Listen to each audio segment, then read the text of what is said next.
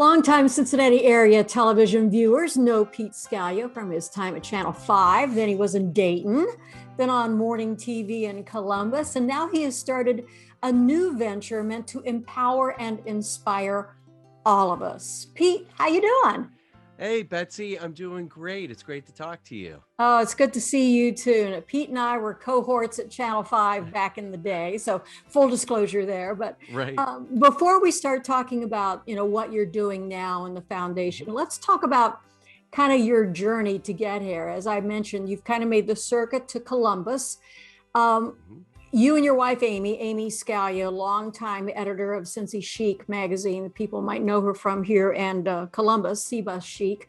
Um, this journey, as you talk about, wanting to inspire people, it has not Mhm. been easy for you and Amy almost from the get-go. It's been interesting, Betsy. You talk about that journey. Of course, you sort of follow opportunity when you work in television, and I had some great opportunities that came up in Dayton and then here in Columbus. And when we first came to Central Ohio, it was just Amy and I and our dog at the time. We knew that eventually we wanted to start a family.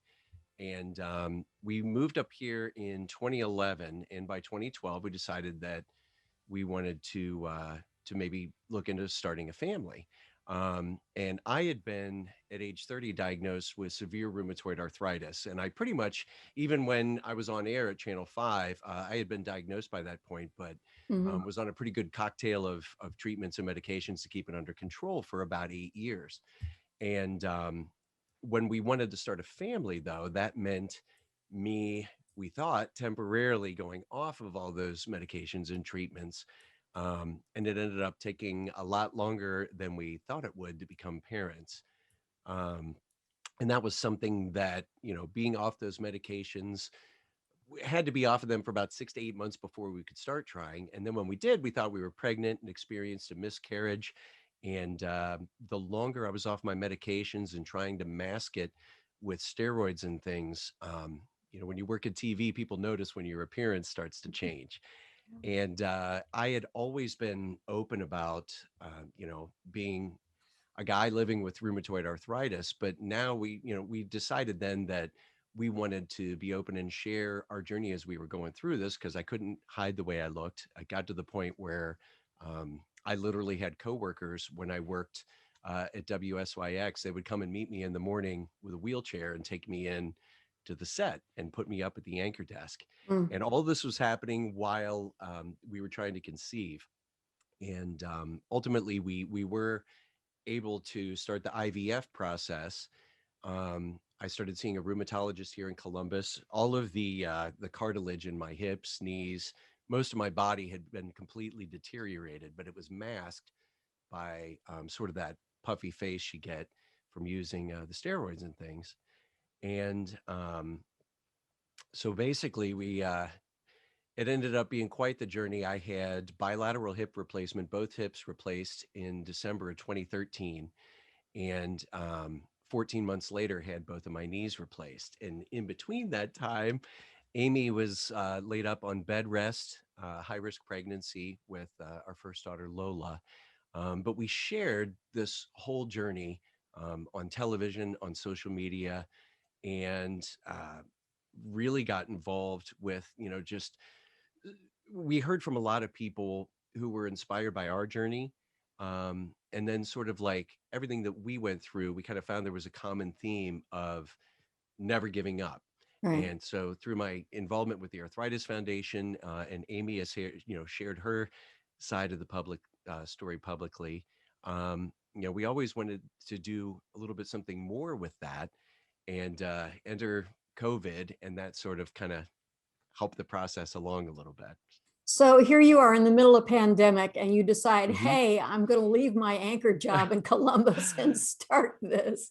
I mean, why now? Why at this time? I know that a lot of Right. people during this last 8 months, 12 months have been reassessing.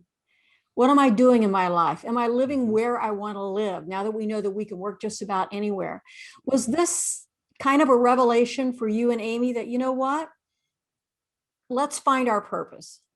I think that's exactly what it was when it came to finding a purpose. I mean, we were anchoring, I was anchoring from home from here in my studio.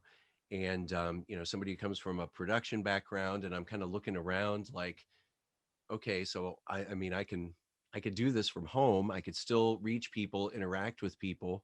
Um, and so it was really sort of saying, okay, how can, I take that experience, take our personal experiences too, and do something more with that. So find a way to utilize, the production, the speaking and on camera experience, and really, as you said, find a purpose for it. So I think with COVID, it really gave us a time to evaluate, what am I doing? What is the purpose? And I also felt that, especially, it was a hard time, and still is a hard time for a lot of people. Hmm. And just wanting to be something positive, wanting to be part of something that could not just entertain, but also inspire people. And the response has been pretty good so far. I mean, there have been some difficulties starting something in a pandemic, with both of us working from home and having three little ones, at home with us all the time. I haven't done as much with everything as I would like to, just because of, life happens, and we've made the most of it with, launching a website, the podcast, trying to get the foundation established and up and running. And really what we wanted to do with that is sort of, taking our experience and not just sharing our experience, but I wanted to share other people's stories, and then doing that through the podcast, through social media interaction, that sort of thing. And then, of course, establishing a foundation that could maybe benefit people who went through something similar to what Amy and I did, dealing with Hmm. chronic illness and infertility issues. So, what do you see for the future? What is your goal for PS Never Give Up, for the foundation, and really for being a spokesperson for rheumatoid arthritis treatments and research? As you mentioned, you have been very active with the Arthritis Foundation. I have been. They've been an amazing partner, and I've been able to take part in some national events. And of course, those changed for a lot of nonprofits, um, with COVID. So I was emceeing some virtual events from here at home, and I'd like to continue doing that. I think once things start opening back up, events are going to be a big part of something I'd like to do. I like getting Mhm. out and getting face to face with people. We have the podcast that I'm continuing, and now I want to incorporate, video being a big part of that, and doing some in-person, face-to-face interviews, as well as public speaking.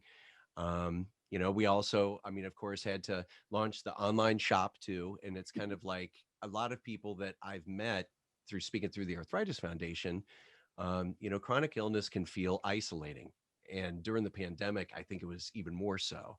And just finding simple ways, like, we have things like journals, stuff like that, that um, it's a way for somebody to be reminded that they're not alone, that you are in this, we're all in this together, and just trying to inspire people to never give up. So, how are you? And that's just not a throwaway question. How are you doing right now? I'm doing well. To be honest, it's been a challenge, with a chronic disease like rheumatoid arthritis that reacts to stress. Not that we've had anything stressful happening over the past year. I was going to say, you Um, haven't even talked about the tree in your living room. yeah, that was a whole other thing, in 2019. So I mean, we had finally, we went through everything to have our daughter Lola, which was a miracle. Then we had our daughter Sophia a couple of years later, and our son Nico, is going to be 3 in April. And but at the time, he was just a little guy, and we actually had the girls were still sitting at the dinner table, and we had a massive oak tree, in a windstorm, a freak windstorm, destroyed half of our house while the girls were sitting there, Mm. in 2019, July 2nd of 2019. So before COVID, that happened, and we ended up living in two adjoining hotel rooms, all five of us, for 6.5 months while our home was rebuilt. And go figure, we said that we spent 6.5 months, we weren't able to go home. And then once we were finally able to move back in, the pandemic hit and we couldn't leave.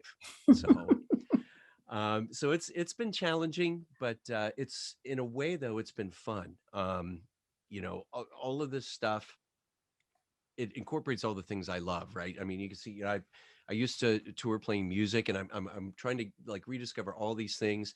I never knew how to build a website before, with COVID. I had the time. I built the website myself, all the graphics, the video, all the stuff, really a labor of love. And I'd really like to um, just sort of expand that in the future, and obviously continuing to work with the Arthritis Foundation. I actually was able, finally, dealing with health insurance, and that a lot of times getting these treatments approved can be sort of a long process. Mhm. So I finally have begun my treatments again. They were delayed just by like a month or two, um, just waiting on like some health insurance things. But as far as my health, there's been some damage done to my body, and some people, you can notice with hands and things like that. But the replacement parts are good. The parts that haven't been replaced, I'm keeping things under control, and I'll face other surgeries in the future. Mhm. Um, but that was kind of another thing too, is I thought that if I'm sharing other people's inspiring never give up moments, if I'm doing this myself, I can go ahead and have these surgeries done, like, foot reconstruction or things like that.